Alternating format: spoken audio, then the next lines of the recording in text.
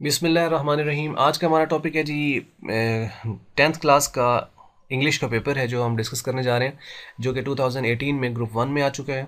और इसके subjective portion को आज हम डिस्कस करेंगे। ऑब्जेक्टिव पोर्शन को जो है वो किसी और पेपर में हम डिस्कस करेंगे। तो आज इसको देखते हैं कि ये पूरा जो पेपर है इसके क्वेश्चन कहाँ कहाँ से आए, किस चैप्टर से लिए गए हैं और ट्रांसलेशन किस चैप्टर से लिए, सो दैट कि आपको थोड़ा आइडिया हो जाए कि पेपर सेटर जो है वो कहाँ से क्वेश्चंस ले रहा है, किस तरीके से आ रहे हैं। तो आइए शुरू करते हैं। तो सेक्शन नंबर 1 है जी सब्जेक्टिव के अंदर, जो कि आपको क्वेश्चन नंबर 2 होता है ऑब्जेक्टिव के बाद। तो इसमें आपको 8 टोटल क्वेश्चन आते हैं, जिसमें से आपने 5 को अटैम्प्ट करना होता है और ये 8 क्वेश्चन यहाँ पे गिवन है। तो पहला क्वेश्चन यहाँ पे देखें कि why did Quraysh think that रसूल सल्लल्लाहु अलैहि वसल्लम वुड फेवर देम। तो यानी कुरैश ये क्यों सोचते थे कि नबी करीम सल्लल्लाहु अलैहि वसल्लम जो है उनको जो है वो फेवर करेंगे, यानी ऐसा क्यों वो ख्याल करते थे, तसव्वुर क्यों करते थे। तो ये आया हुआ है चैप्टर नंबर 1 से, जो कि हज़रत मोहम्मद सल्लल्लाहु अलैहि वसल्लम एन एम्बॉडीमेंट ऑफ जस्टिस, ये चैप्टर है हमारा पहला। इसमें से ये क्वेश्चन पहला चैप्टर में से ये पहला एक क्वेश्चन लिया गया है। नंबर 2 क्वेश्चन है which colour is not allowed and which colour is encouraged on Chinese new year. कौन सा कलर जो है वो अलाउ नहीं होता, यानी उसको नहीं पहनने दिया जाता, और कौन सा कलर जो है उसकी हौसला अफजाई की जाती है, इनकरेज किया जाता है चाइनीज़ न्यू ईयर। चैप्टर के नाम भी इसके अंदर क्वेश्चन के अंदर मेंशन है, और ये आपके चैप्टर नंबर 2 से दूसरा क्वेश्चन आपका चैप्टर नंबर 2 से आया हुआ है, चाइनीज़ न्यू ईयर इसमें से। तो मीन आप देखें कि पहले चैप्टर में से भी एक क्वेश्चन आया, दूसरे चैप्टर में से भी एक क्वेश्चन आया। मीन एक चैप्टर में से ऑलमोस्ट तकरीबन एक क्वेश्चन ले रहा है। नंबर 3 क्वेश्चन है when do you need to see a doctor. आपको डॉक्टर को कब दिखाना है, अपने आप को कब आपको लगता है कि डॉक्टर को दिखाना चाहिए। चैप्टर नंबर 4 से आया हुआ है। चैप्टर नंबर 3 जो है एक्चुअल में समरी है, और समरी में से कोई क्वेश्चन इसने नहीं लिया हुआ यहाँ पे। इसका ये मतलब नहीं है, समरी में से वैसे चांसेस बहुत बहुत कम होते हैं, क्वेश्चन के आने के बहुत चांसेस कम होते हैं, लेकिन इसका ये हरगिज़ मतलब नहीं है कि समरी में से क्वेश्चन आता ही नहीं है। क्वेश्चन आ सकता है उसमें से, लेकिन चांसेस उसमें से कम होते हैं।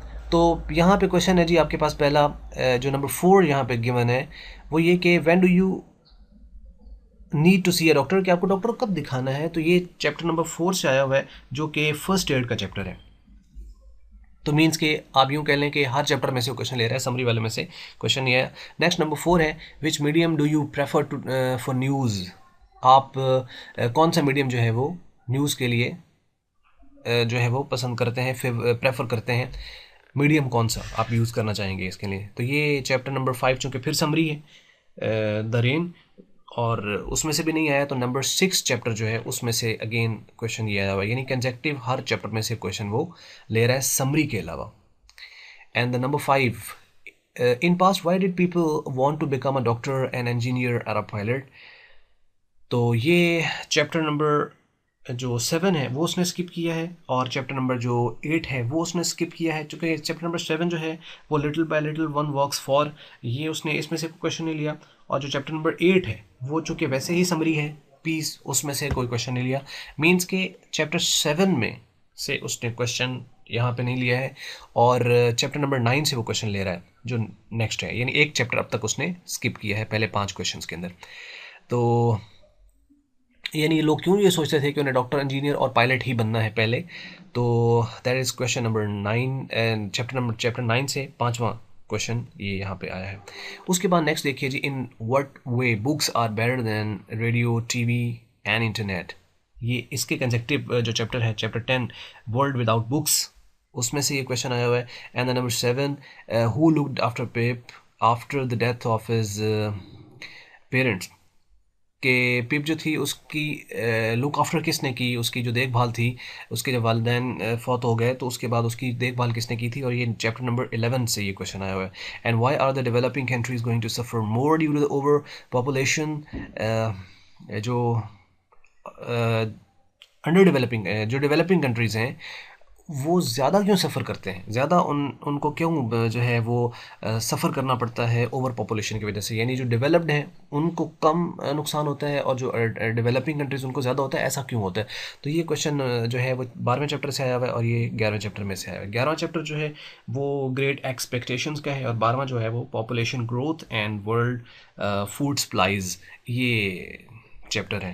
एंड चैप्टर 13 उसमें से कोई क्वेश्चन, आई मीन अगर आप यहाँ पे देखें तो 13 टोटल चैप्टर हैं। अगर हम इसको सम अप करें 13 टोटल चैप्टर हैं, जिनमें से इसने यहाँ 3 समरी निकाल दें तो पीछे बच गए 10 चैप्टर। 10 चैप्टर में से 8 चूँकि क्वेश्चन आते हैं तो इसका मतलब 2 चैप्टर छोड़ने हैं। वो कौन से छोड़ेगा? हर चैप्टर में से एक एक क्वेश्चन आएगा, 2 चैप्टर स्किप होंगे।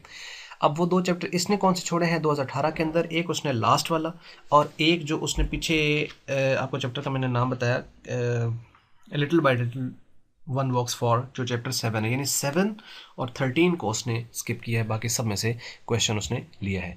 नेक्स्ट चलते हैं जी आप।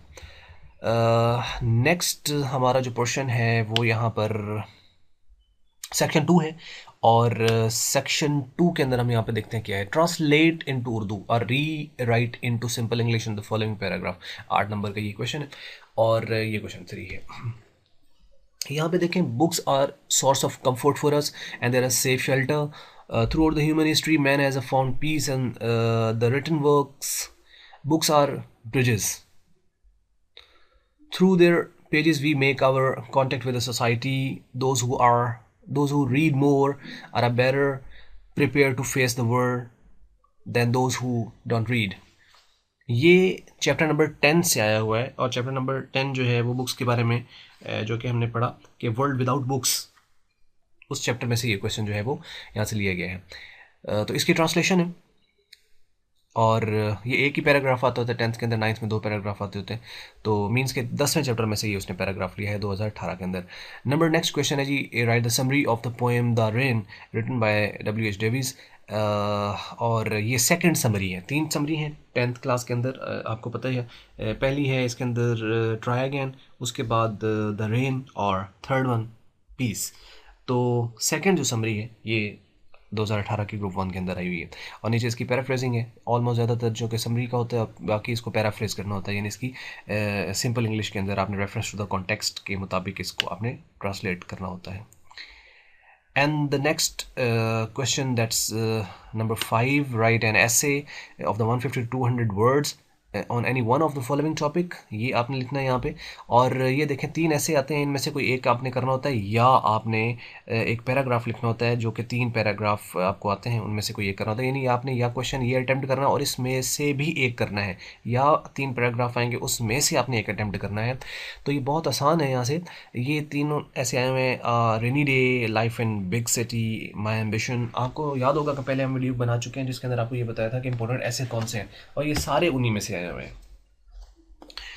टॉप 10 एसेज आपको बताए गए थे वहाँ पे कि मोस्ट इंपॉर्टेंट कौन से हैं, उसमें ये कंसिडर किया। और ये देखें, आपने 150 से 200 वर्ड्स एक्चुअल में लिखने हैं। वर्ड्स गिनती नहीं करने होते हम लोगों ने कि अच्छा 150 हो गए तो लो जी पूरे हो गए। वर्ड्स हमने एक्चुअली पूरे नहीं कर रहे हैं, क्वालिटी कंटेंट हमने प्रोवाइड करना है। 150 से 200 वर्ड्स का ऑलमोस्ट आप रफ आइडिया यूँ ले सकते हैं कि यानी 1.5 पेज से 2 पेज के दरमियान इतना होना चाहिए। लेकिन इसकी कोई काउंटिंग मतलब ये नहीं होना चाहिए कि जी 1.5 पेज हो गया या मेरे 2 पेज हो गए तो काम मेरा ख़त्म हो गया। एक्चुअल में ये है कि इसमें आपने क्वालिटी कंटेंट कितना प्रोवाइड किया कि जिस चीज़ के बारे में आपको कहा गया था उतना आपने रेलेवेंसी अपनी कैसे लिखी, क्योंकि ऐसे है उसके अंदर रेलेवेंसी चेक की जाती है। यानी आपने प्रॉपर इंट्रोडक्शन दिया, उसके बाद आप एक रिदम के तहत, आप एक सीक्वेंस के मुताबिक आप उसको आपने वो लेके चले हैं और प्रॉपरली आपने उसको कंक्लूड किया है। तो मेरा ख्याल है अगर वो 1 पेज, 1.25 पेज भी है तो ज़्यादा मार्क्स देगा, बजाय कि हम 3 पेज लिखें और उसके अंदर क्वालिटी कंटेंट ज़रा भी ना हो। तो ये है जी, इसके ऊपर आपने कंसिडर करना जो भी आपको आता है। और the next question number 6, change any 5 of the following sentences into the indirect form. इसको इनडायरेक्ट के अंदर चेंज करना है। नरेशन होती है वैसे डायरेक्ट से इनडायरेक्ट और इनडायरेक्ट से दोनों हो सकता है, लेकिन यहाँ पे इसने सारा जो है वो इनडायरेक्ट फॉर्म के अंदर ही आपको सारा दिए हुए हैं। डायरेक्ट नरेशन दी होती है, उसको इनडायरेक्ट में चेंज करना है। फॉर एग्जाम्पल जैसे यहाँ पे दिया हुआ है, she says I hope I am not let. और ये आपको पता है इसके अंदर के जो कॉमा से पहले वाला पार्ट होता है, ये वाला जो कि इन्वर्टेड, आप यूँ कह लें इन्वर्टेड कॉमा से बाहर वाला और इन्वर्टेड कॉमा के अंदर, ये इन्वर्टेड कॉमा के अंदर जो पोर्शन दिया हुआ इनके अपने नाम है, इसको हम RS कहते हैं, रिपोर्टेड स्पीच, और ये होता है रिपोर्टिंग वर्ब। अब जो सेंटेंस, इसका जो टेंस चेंज होना है इसका RS का, वो RV के मुताबिक होता है। और वो टेंस आपने देखना है यहाँ पे कि प्रेजेंट है या फ्यूचर। अगर ये आपका प्रेजेंट या फ्यूचर है तो इसके टेंस पर कोई फ़र्क नहीं पड़ता, सिर्फ इसके सब्जेक्ट और वर्ब आपस में एग्री करते हैं। जैसे यहाँ पे प्रेजेंट है तो इसके ऊपर कोई फ़र्क नहीं पड़ेगा, सिर्फ इसका सब्जेक्ट वर्ब एग्री करेंगे और इसके जो प्रोनाउन है वो चेंज होंगे और जो वर्ड्स होते हैं वो चेंज होते हैं।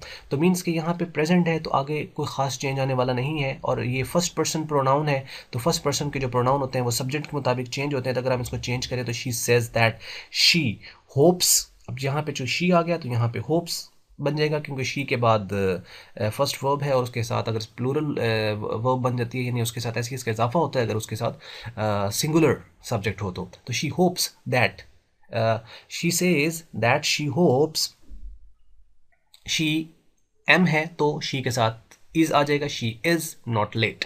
तो क्या बनेगा, she says that she hopes she is not let. तो फुल स्टॉप और उसके बाद ये कॉमा भी ख़त्म हो जाएगा, डबल इन्वर्टेड कॉमास भी ख़त्म हो जाएंगे। मीन्स के अभी हमारा ये मकसद नहीं है कि इसको सारा ट्रांसलेट कराया जाए। इसके ऊपर एक सेपरेट वीडियो हम बना चुके हैं डायरेक्ट इनडायरेक्ट की, उसको आप देख लें, नहीं देखी तो उसके अंदर सारा कंटेंट आपको, एक जनरल वीडियो है जिसके अंदर आपको सारा बताया गया है कि किस तरीके से ये काम सारा जो है वो होना है, कैसे आपने इसको जो है वो चेंज करना है। और दूसरी चीज़ जो है उसके अंदर हम सेपरेट भी वीडियो उसके ऊपर बना के अपलोड कर चुके हैं, जिसमें आपको ये बताया गया है कि इंट्रोगेटिव फॉर्म है तो उसको कैसे चेंज करना है, असर्टिव को कैसे करना है, एक्सक्लेमेटरी को कैसे करना है, ये सारे पोर्शन जो है इसके अंदर इंक्लूड कर दिए गए हैं। तो नेक्स्ट सेंटेंस है जी, the teacher said to Moin. अब चूंकि ये सेड आ गया तो इसमें मतलब पास्ट है। अब जब पास्ट आ जाएगा, आर भी पास्ट में होगा तो आगे भी पास्ट में होगा, तो मीन जो हैव है ये हैड में बदल जाएगा और सब्जेक्ट जो मर्जी हो उसके साथ हैड ही लगता है। तो बाकी जो इसके प्रोनाउन है, जो फर्स्ट पर्सन प्रोनाउन है वो सब्जेक्ट के मुताबिक, सेकंड जो पर्सन होता है यू वो इसके ऑब्जेक्ट के मुताबिक। अब मोइन है तो मोइन के लिए ही यूज़ किया जाएगा। अगर मोइना या ऐसी रुखसाना परवीन ऐसी कोई होती तो शायद उसको हम, शायद क्या बल्कि शी में उसको चेंज कर देते। एंड योर सिस्टर इसी तरीके से ये है तो ये हिज सिस्टर में चेंज हो जाएगा क्योंकि इसने इसके मुताबिक चेंज होना है। तो ये चेंजेस हैं। शी सेड ये भी पास्ट में है और आई शेल है, शेल आ गया तो इसका मतलब ये वुड में चेंज हो जाएगा ये वाला, क्योंकि ये शेल वगैरह ये सारे आ जाते हैं तो ये वुड के अंदर चेंज हो जाते हैं, पास तभी बनता है इसका। शेल हो वुड में चेंज हो जाता है, विल हो वुड में चेंज हो जाता है, बाकी उसके अंदर आपके प्रोनाउन चेंज होने और जो स्पेशल वर्ड्स हैं वो चेंज हो जाएंगे। ये भी पास्ट के अंदर दिया हुआ है और ये प्रेजेंट इंडेफिनिट है तो ये पास्ट इंडेफिनिट बदल जाएगा। ये पास दिया हुआ है और please lend me your camera, इसका मतलब ये है कि ये आपका इम्पेरेटिव सेंटेंस दिया हुआ है जिसके अंदर रिक्वेस्ट की जा रही है, तो ये इसका जो ये पोर्शन है ये भी बदल जाएगा कि ये शी रिक्वेस्टेड मी और टू और आगे उसके बाद इसको हम चेंज कर देंगे। उसके बाद ये पास्ट है जी हुर्रा और I have one the medal, और ये एक्सक्लेमेटरी सेंटेंस है तो ये एक्सक्लेम्ड में आएगा, he exclaimed with great Joy या जॉय, और आगे उसको चेंज कर देंगे। एंड शी सेड ये पास्ट में मे यू प्रॉस्पर, ये उसको दुआ दे रही है, दुआ है उसके लिए या विश कह लें इसको।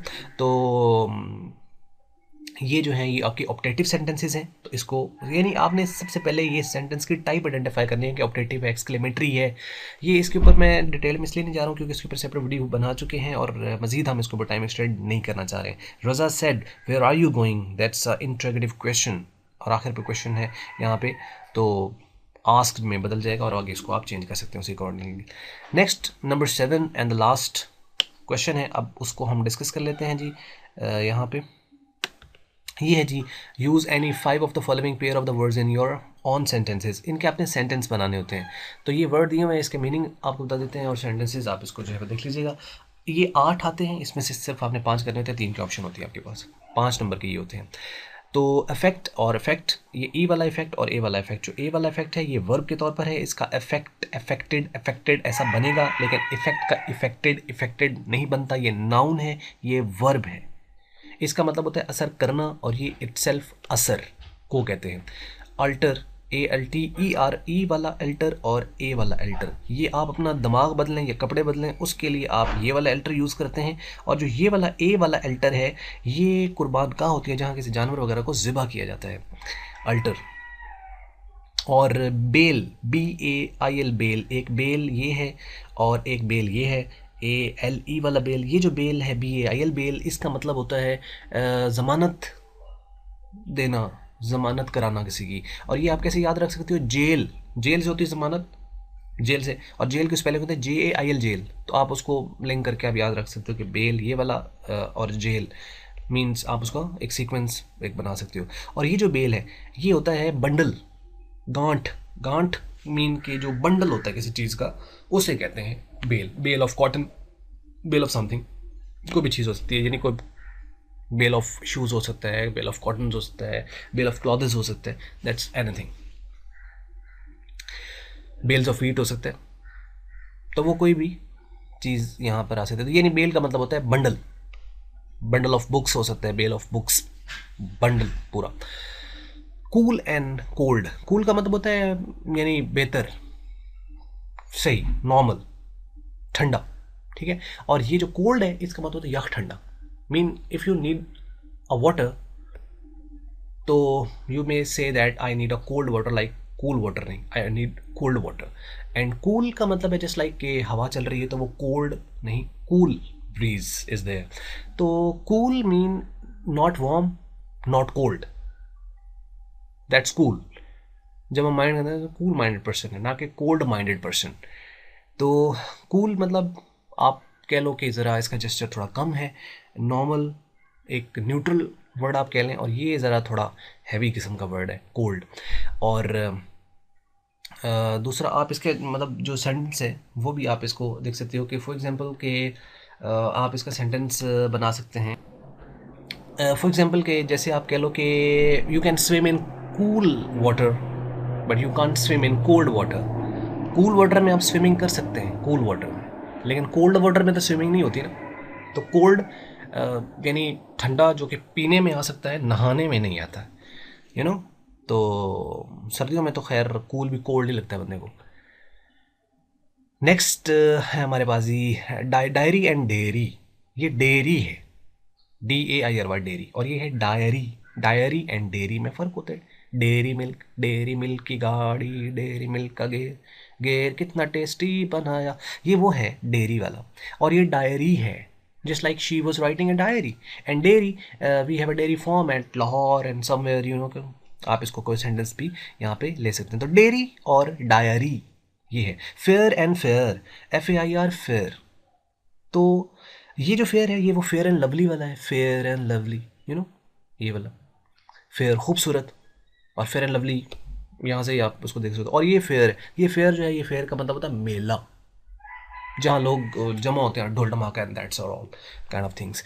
और प्रे एंड प्रे, एक ई वाला प्रे है, एक ए वाला प्रे है। जो ए वाला प्रे है ये है दुआ, यानी आप इसको अल्लाह से आप याद रख सकते हो। अल्लाह, ए आ रहा है तो अल्लाह, अल्लाह से, अल्लाह के आगे दुआ होती है। तो ये जो प्रे है ये शिकार है। तो यहाँ पे ये जो ई वाला प्रे है ये मीन के किसी चीज़ को हंट करना, शिकार करना किसी चीज़ का, हंटिंग। और ये जो प्रे है ये इसका मतलब होता है दुआ।